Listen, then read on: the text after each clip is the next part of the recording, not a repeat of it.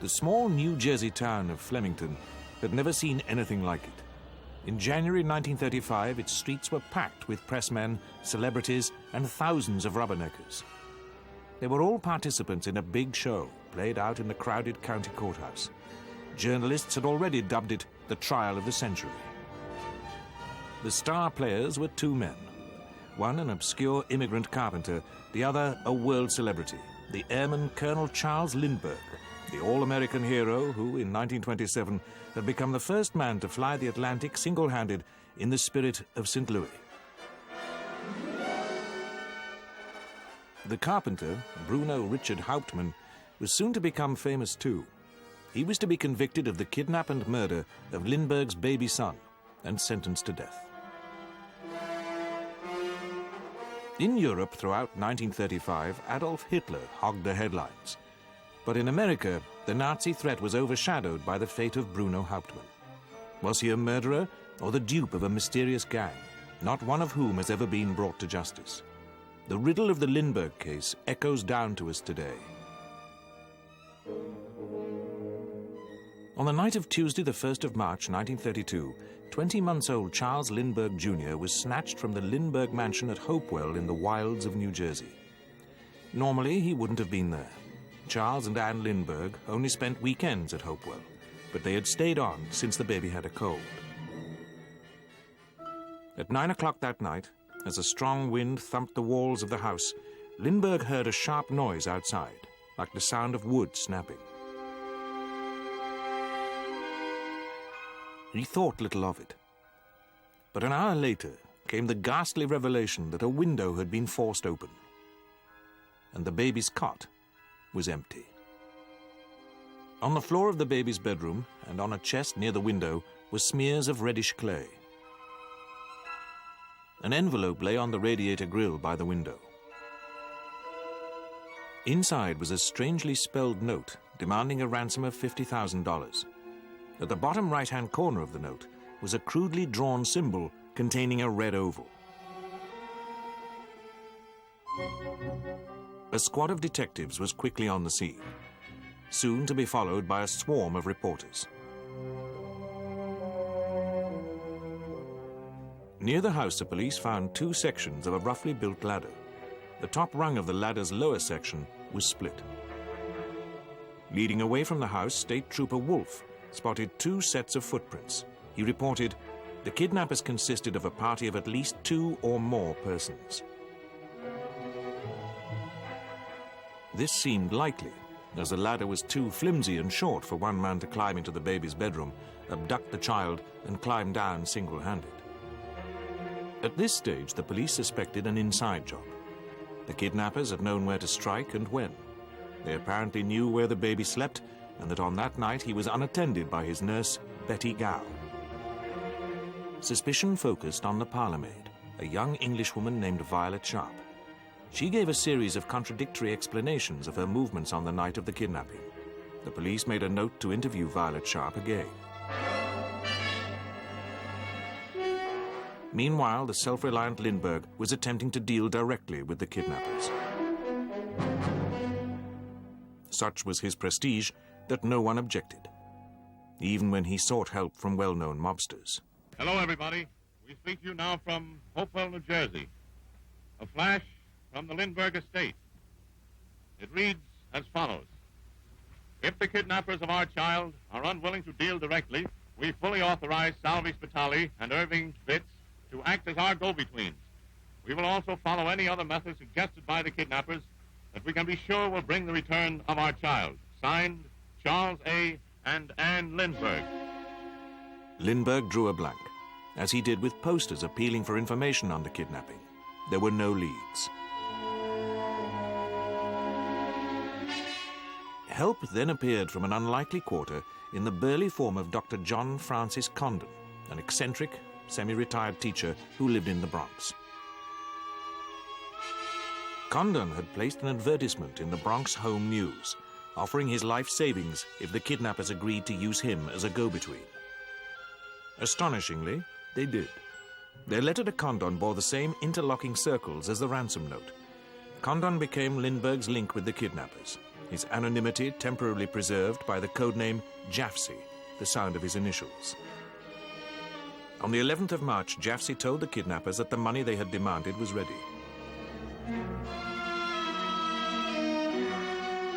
The kidnappers made contact by telephone.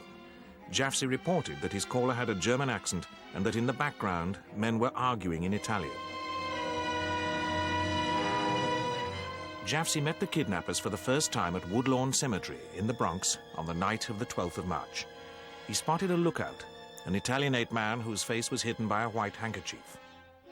Near the gate, he was confronted by a man who gave his name as John.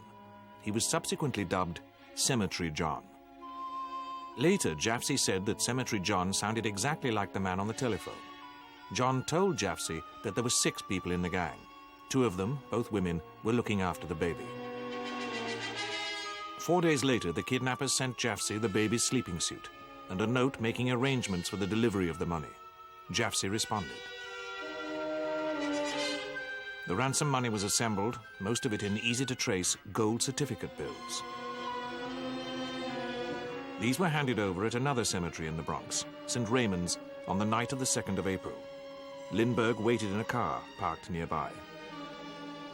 John told Jafsy that the little boy was being held on a boat named the Nellie off the coast of Massachusetts. Police swept the area, while Lindbergh scoured the coast in his aeroplane, but he never found the Nellie or his son. Jafsy sent anguished messages to the kidnappers. In the end, it was 2 truck drivers who found Charles Lindbergh Jr., completely by chance.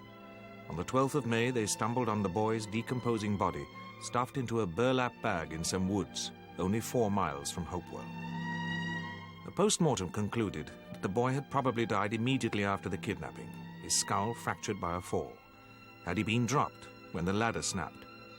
One thing was clear. The delivery of the sleeping suit proved that the gang with which Jafsy had been negotiating had taken the baby and killed him. But the police were no nearer to establishing their identity.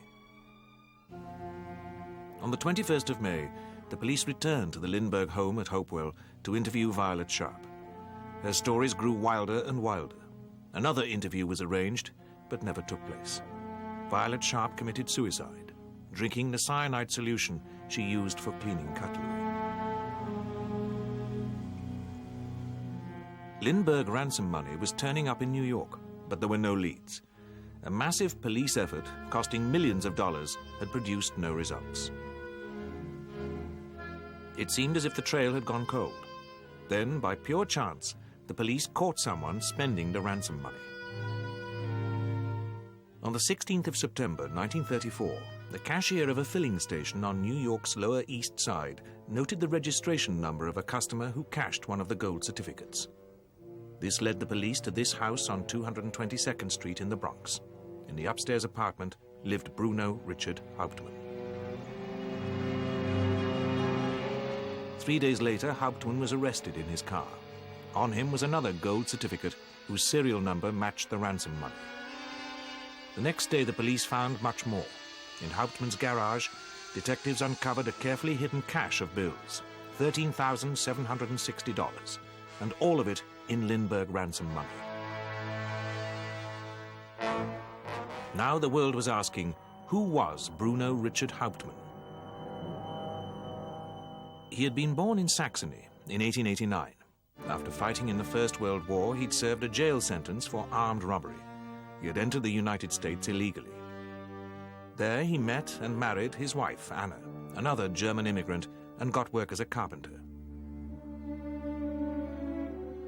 Their only child, Manfred, was born in November 1933. The couple prospered. Soon, Hauptmann's carpentry took second place to buying and selling shares. Prosperity brought Hauptmann a new business partner, a fur cutter named Isidor Fisch, whose sinister personality haunts the Lindbergh case. Many who knew him thought the pasty-faced, tubercular Fisch was a pauper. In fact, he had plenty of money. Fisch was a conman, an expert at inveigling friends and associates into investing in bogus or bankrupt companies. Fisch was also fleecing Hauptmann, When the fur cutter sailed to Germany in 1933, he owed his partners $7,500. With Hauptmann in their hands, the police thought that they had got their man. He had a German accent, matched Jaffs's description of Cemetery John, and lived in the Bronx. But Hauptmann had an alibi. He claimed that on the day of the kidnapping, he had worked all day at the Majestic Apartments on New York's 72nd Street. If this were true, it would have left him with no time to drive to Hopewell and kidnap the baby. Although Hauptmann was a skillful carpenter, he'd been employed on routine maintenance work at the Majestic. Hauptmann's story was confirmed by Joseph Furcht, his supervisor at the apartments. But there was still the ransom money to explain. Hauptmann said that it had been left with him by Isidor Fisch in an unmarked parcel shortly before the conman returned to Germany in 1933. Hauptmann had only opened the parcel when it was accidentally soaked with water. As Fisch owed him money, Hauptmann had spent some of the certificates. By now, however, Fisch had died. Things were looking black for Hauptmann. After hours of relentless interrogation, during which he had been beaten up, he agreed to a handwriting test. The police knew that the strangely spelled ransom notes had almost certainly been written by someone whose first language was German. Hauptmann's spelling was good, but the police forced him to copy whole sections of the ransom notes, complete with all the misspellings. Presented with this as evidence, handwriting expert Albert S. Osborne told the police, "After examining the genuine handwriting of Hauptmann and the writing in the letters, there is no doubt, I believe, but this is the writer of the letters." One man tormented by doubt was Jaffsy. Realizing that his testimony could send Hauptmann to the electric chair, he refused to identify him in a police lineup. On the 25th of September, Hauptmann was indicted for extortion by a New York grand jury and committed for trial. Evidence against him continued to mount. More money and a pistol were found hidden in his garage. The police uncovered his criminal record in Germany. Scrawled on the wall of a closet in Hauptmann's apartment were Jaffs's address and telephone number. It later transpired that they were the work of a sensation-seeking journalist. Hauptmann's trial began on the 2nd of January 1935. He was charged with kidnapping, extortion, and murder. His lawyer was the flamboyant Edward Riley. As we enter the courthouse on the eve of this trial, of the greatest trial in the history of America's jurisprudence, we feel confident in the acquittal of Bruno Hauptmann. Riley sounded confident, but he was a disastrous choice. He hero-worshipped Lindbergh and had a framed photograph of the airman on his desk. He was also convinced that his client was guilty. Leading for the prosecution was the dapper David Willents, New Jersey's Attorney General. Even as the jury arrived to take their places, it was clear that the Hauptmann trial had become a three-ring circus. Crowds thronged the streets of Flemington. They jostled Anna Hauptmann as she arrived at the courthouse, and the jury posed on the courthouse steps. Presiding was Judge Thomas Trenchard, a veteran of 91 murder trials. The scene was set. Immediately, the prosecution had to confront a serious problem. Jaffsy was their most important witness, and his testimony before the trial confirmed that the Lindbergh baby had been kidnapped by a gang. But the prosecution had only Hauptmann in the dock, and he was vigorously protesting his innocence. Against all the evidence, Willents set out to show that Hauptmann had committed the crime alone, and in the process had dropped and killed the baby. The evidence against him had to be twisted. The ladder found at Hopewell had to be linked to Hauptmann. The police tampered with it, alleging that one of the ladder's railings had been fashioned from a floorboard in Hauptmann's attic. The prosecution wheeled out a succession of wood experts. But why would Hauptmann, a skilled carpenter, want to tear holes in his attic floor when there were piles of fresh and virtually untraceable timber available to him in his garage?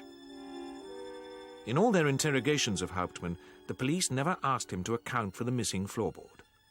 They did not do so because they'd removed it themselves. Two of the key prosecution witnesses were wholly unreliable. From the porch of this house in Hopewell, 87-year-old Amandus Hochmuth claimed to have seen Hauptmann in his car with a ladder. But Hochmuth had cataracts in both eyes. His sight was so poor that he couldn't identify a flower-filled vase at 10 paces. Millard Whitted was another witness who placed Hauptmann near the scene of the crime. His neighbors knew Whitted as a congenital liar who was always short of money. Like Hochmuth, Whitted was paid for his testimony after the trial. He also went to jail on a charge of theft. Hauptmann's defense received a body blow when Joseph Furcht changed his tune. At the grand jury hearing in New York, he had sworn that on the 1st of March 1932, Hauptmann had worked for him all day at the Majestic Apartments. But by the time of the trial, Furcht had withdrawn his statement, and the police had concocted a new story. They said that Hauptmann had not started work at the Majestic until the 21st of March. To support this claim, they had removed the vital timesheets and payrolls which would have confirmed Hauptmann's story. These were then doctored to support the prosecution's case. When he took the stand, Jaffe had stilled all his doubts. Hauptmann watched as Willens asked Jaffe, "Who's John?" "John is Bruno Richard Hauptmann." Charles Lindbergh took the stand to tell the court that on the night the money was handed over, he had heard a man shout, "Hey, doctor," in a foreign accent. Previously, Lindbergh had testified that the cry had been, "Hey, doc," and had made no mention of a foreign accent. He now told Willens that the voice was Hauptmann's. Riley had neither the heart nor the competence to attack his hero's memory. He let the moment pass. During the trial, Riley told an FBI man that he wanted Hauptmann in the electric chair. He made a good job of it. The mutual antipathy between Hauptmann and prosecutor Willens was all too clear. Untruths in the Bronx courthouse? Didn't you swear to untruths in the courthouse? Willens resorted to character assassination. Exploiting the alarm felt by many Americans over the rise of Adolf Hitler, he portrayed the German Hauptmann as an arrogant Nazi beast. In his final speech, Willens pulled out all the stops. Got it. What do you suppose he wanted it for? What do you suppose he did with it? He wanted that money so he could, as he did, live a life of luxury and ease so he wouldn't have to work. He quit his job the day he collected the $50,000. The very day. It wasn't very pretty, but it sealed Hauptmann's fate, as the flimsiness of the case against him was brushed aside. On the 13th of February, dense crowds braved the cold outside the courthouse as the jury retired to consider its verdict. After deliberating for 13 hours, the jury reached a verdict of guilty. The next stop for Bruno Hauptmann was the death cell at Trenton State Prison.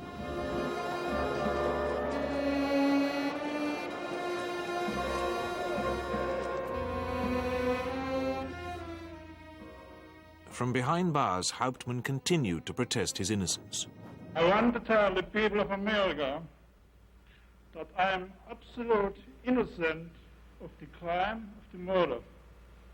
My conviction was a great surprise. I never saw the Lindbergh baby, and I never was in Hopewell or near Hopewell. Riley declared, It would be impossible for one person to plan and carry out the kidnapping of the Lindbergh child, surrounded and protected as he was. Sadly, he had failed to make this clear in court. Riley was fired, but Hauptmann's appeal was lost. By now, many Americans were beginning to feel uneasy about the conduct of Hauptmann's trial. One of them was the governor of New Jersey, Harold Hoffman, who decided to launch an inquiry. Even though it flew in the face of everything he had told the police before the trial, Jaffe continued to insist that Hauptmann was a lone killer, and he dismissed the suggestion that Violet Sharp might have been involved. Do you think that Hauptmann was the only one connected with the crime? I do. How about Violet Sharp, Dr. Condon? Violet Sharp had nothing whatever to do with the crime. As Governor Hoffman began his inquiry into the Lindbergh case, the wily old Jaffe slipped away on an extended holiday to Panama. Hoffman obtained a stay of execution for the condemned man, but despite this temporary reprieve, he could not uncover the vital evidence which would have proved Hauptmann's innocence. A fast-talking Chicago lawyer, Sam Leibovitz, was brought in to wring a confession out of Hauptmann. He failed. A newspaper offered to pay Hauptmann's wife, Anna, $90,000 in return for an admission of guilt. Hauptmann adored his wife and little boy, but he turned the offer down. After another agonizing 48-hour stay of execution, Bruno Richard Hauptmann went to the electric chair on the night of Friday the 3rd of April, 1936. Police and press gathered as the minutes ticked away to the moment of execution. All over the world, families and individuals huddled round their radios. They waited. The switch was thrown. Briefly, the lights dimmed as 2,000 volts coursed through Hauptmann's body. Bruno Richard Hauptmann was dead, but the mystery which surrounds the Lindbergh case remains alive today. For more than 60 years, the doubts and uncertainties which worried so many Americans in the weeks before Hauptmann's execution have stubbornly refused to die. Even as Hauptmann's body was borne away, questions were being asked. Hauptmann had maintained his innocence until the end and refused to name anyone else in connection with the kidnapping of the Lindbergh baby. There was a seeming mountain of circumstantial evidence against Hauptmann, but it rapidly began to fall apart in the hands of the police and prosecution, so the evidence was manipulated. The gang with which Jaffe had negotiated for so long simply melted away. Trooper Wolfe, who had reported seeing 2 sets of footprints leading from the house, swore at the trial that he had only seen one. The evidence that the ladder used in the kidnap was too short and too flimsy for one man to use was ignored. Later, the ladder was tampered with to link it to Hauptmann. Witnesses were lent on, not least Joseph Furcht, on whose evidence Hauptmann had crucially depended.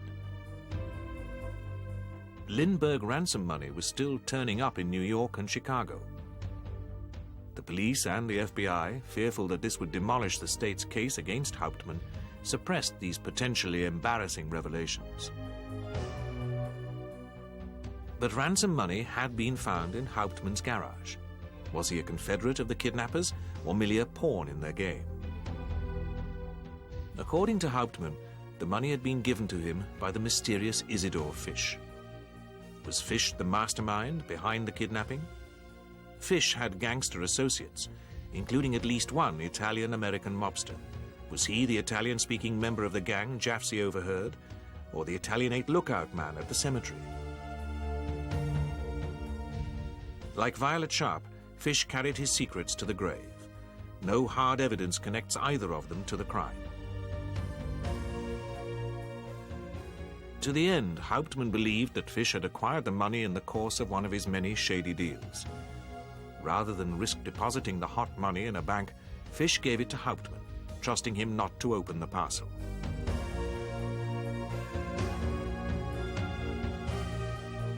As he started his final walk, Bruno Richard Hauptmann must have wished he never had.